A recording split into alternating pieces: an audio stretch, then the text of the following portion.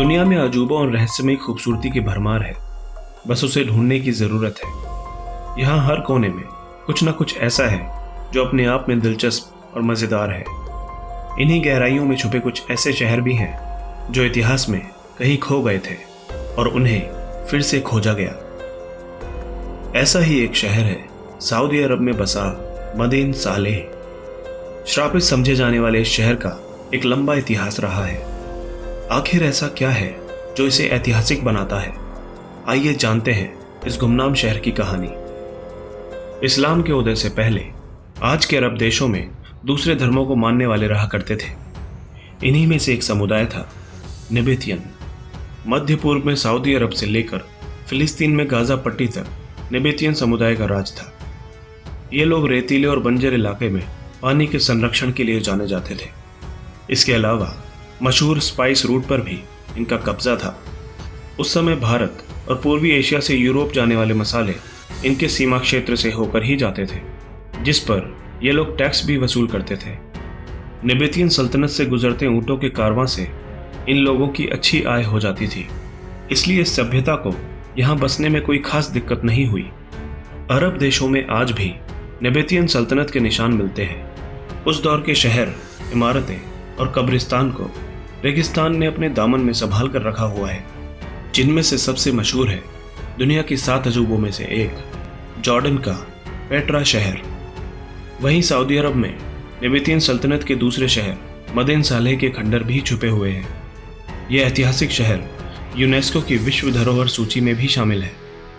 Roman साम्राज्य ने 106 ईस्वी के बाद निबेतियन सल्तनत को जीतकर अपने साम्राज्य में शामिल कर लिया, जिससे लाल सागर होते हुए मसाले के कारोबार का रास्ता खुल गया और मदीन सालेह जैसे रेगिस्तानी शहर वीरान और खंडर हो गए।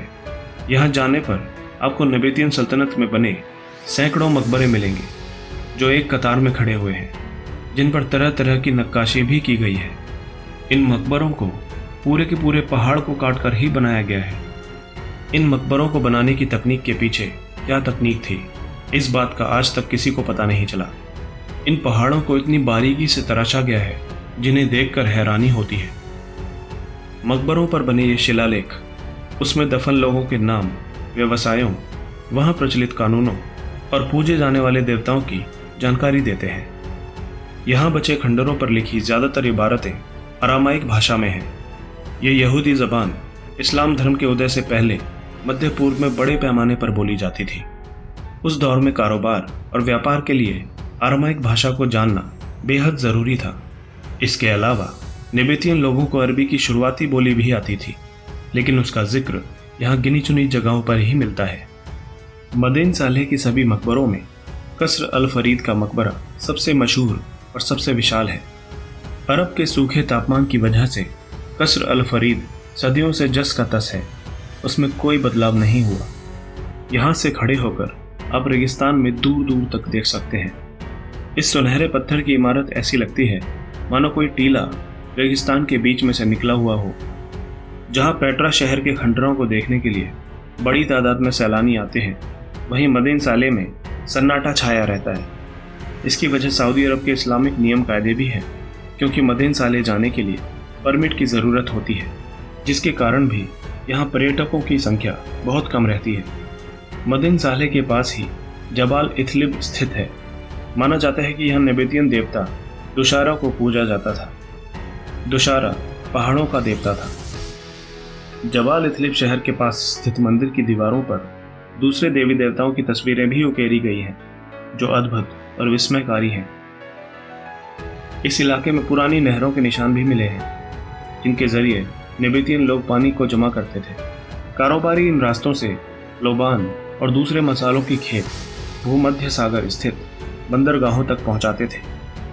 लेकिन रोमन साम्राज्य ने नए रास्तों को ढूंढ लिया था, जिस कारण इन रास्तों और इस इलाके की अहमियत खत्म हो गई।